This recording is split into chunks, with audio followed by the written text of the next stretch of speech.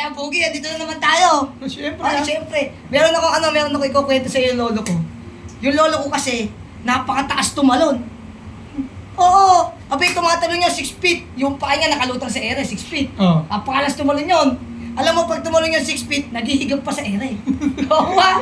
Ganun yung lolo ko. Ganun kataas tumalon, naghihigap pa. Kagilis pa na ng lolo mo. Oo ba? Malayan sa lolo ko. Wala na naman yung lolo ko. Wala nang panalo sa iyo eh. Yung lolo ko, 8 feet kung tumalon. Oo. Nagkakapit pa sa ere. Nagkakape pa sa ere. Oo ah. Mataas tumalon yung lolo mo. Talagang mataas tumalon ang lolo ko. Diyos ko po, oo. Oh, ayan na naman kong dalawa. Ere na naman itong... Ito na naman tong... Mga palis na may lolo niya. Oh, sige. Utana. Oo. Lolo ko. Oo. Utana. Sa lakas ng talo, muntik na mauntog sa dumadaang helicopter.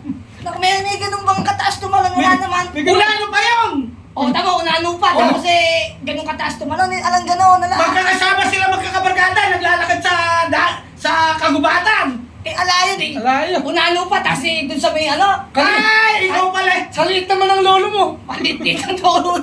Abay, alam mo ba kung bakit muntik na mauntog sa helicopter? Bakit? Sa pagkatalong. Oo. Nakatapak ng bomba.